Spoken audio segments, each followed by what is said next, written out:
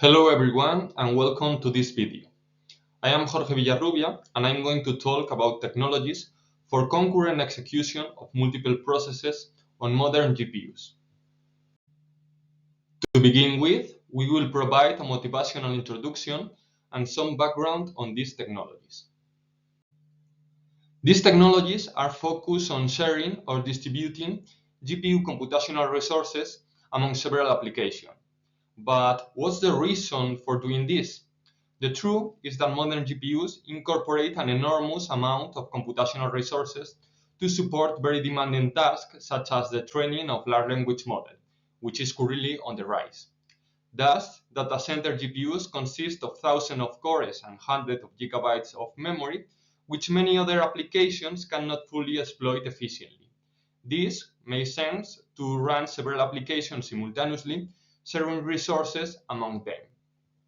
In the plot of the slides, we can see the speedup of a typical GPU benchmark called Gaussian as a function of the number of GPU clusters, GPCs, used on a NVIDIA A100.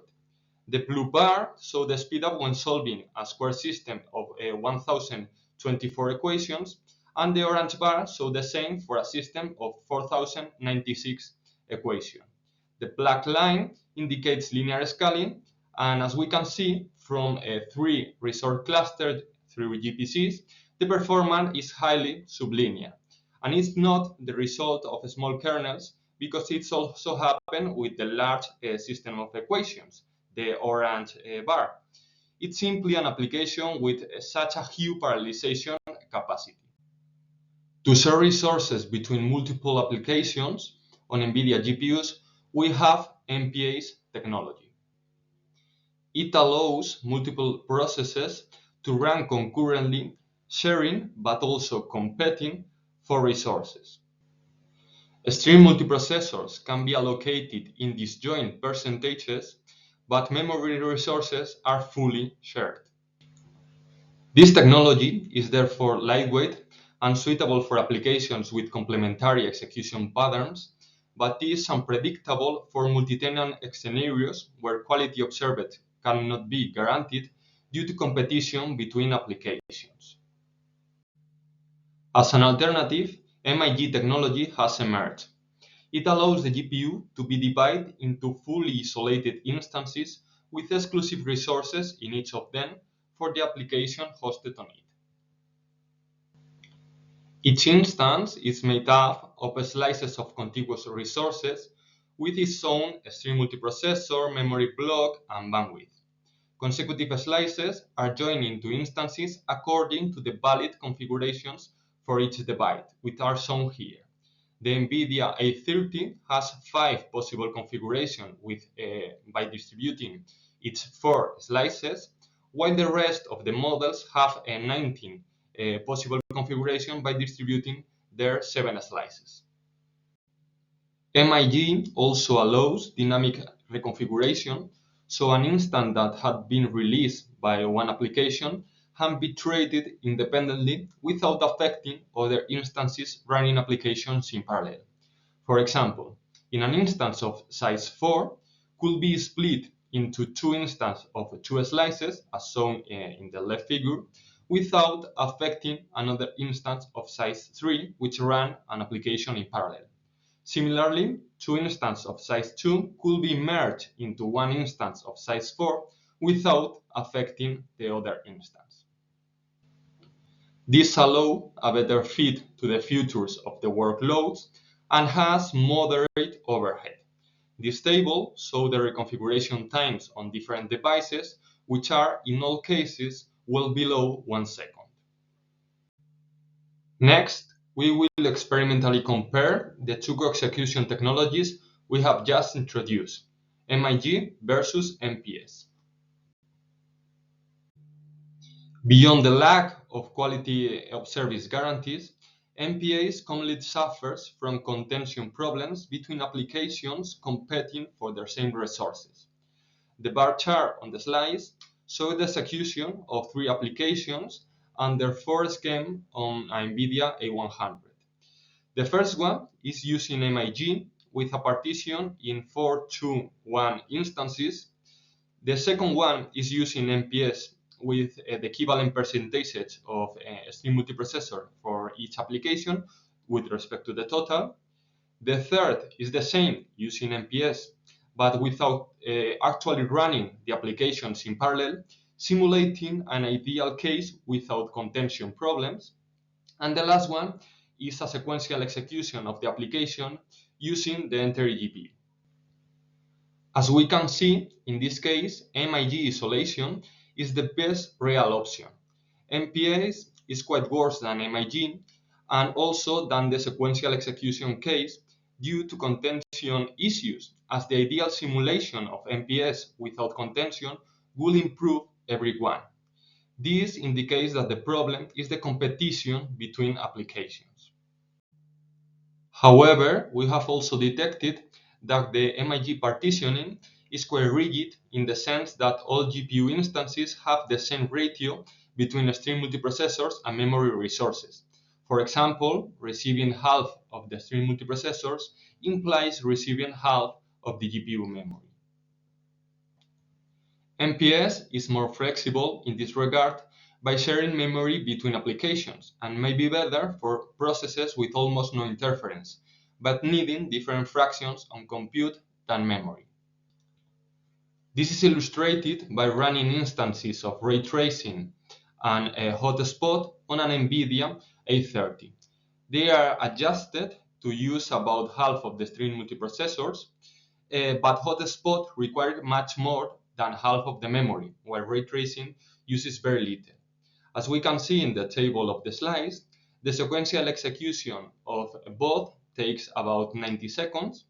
The execution with MIG on a 2-2 partition takes even longer due to the hotspot catch misses, and with MPS, the joint execution is much faster, around 60 seconds. On the other hand, energy consumption depends mainly on the execution time, so that to optimize it is essential to optimize the performance taking into account the previous issues. However, with MIG, we observed higher power overhead when dividing the GPU into partitions of finer granularity. This power overhead was consistent, repeating across all applications. With MPS, no pattern was observed. The table shows the batch consumption for the various MIG configurations on an NVIDIA A30 for the Gaussian benchmark. The increasing consumption is seen as the GPU is further partitioned with MIG, while MPS shows no pattern. As conclusion of this study, we think that MIG is better than MPS in general because it solves contention problems which, as we have seen, have a crucial impact on performance and also happen frequently. In addition, it provides predictability and quality of service, which is very important for multi-tenant scenarios and to be able to optimize the scheduling of concurrent tasks with unexpected behavior. However, we have found a particular case where MPS is preferable when applications do not compete and need different fractions of compute and memory resources. This motivates the hybrid use of the technologies, using MIG to isolate conflicting application and MPS within MIG instances for this particular case. Finally, we have discovered a small energy overhead when partitioning with MIG, which joins the moderate overhead to reconfigure the instance, so it might not be cost-effective in some cases. However, it is worth that MIG offers advantages in terms of error isolation and debugging versus MPS. As we have already seen, an hybrid use of MIG and MPS is better than using a single technology. We will now discuss some of the advantages and drawbacks of this approach, analyzing a similar option that already includes MIG. As we deduce, the hybrid MIG plus MPA solution is useful for applications that do not compete but has an asymmetric demand for computation and memory. However, this solution inherits all the disadvantages of MPS related to the lack of isolation, from security issues due to interference between applications to unpredictability. Moreover, it is generally difficult to automatically and quickly know if it's better to use MPS or the isolation provided by MIG. As an alternative, MIG include compute subinstances. This allows the stream multiprocessors within a MIG instance to be divided with isolation, enabling multiple applications to run while sharing the memory of the instance. It is very similar to MIG plus MPS, but with fault isolation and higher security. In the slide image, we can see an instance of size 4 divided into two compute subinstances of size 2, one in blue and one in green. The memory of all the 4 slices is shared between both subinstances. However, compute subinstances also has contention issues and has less flexibility in the repartition. It uses whole slices rather than percentages of the stream multiprocessors as MPS.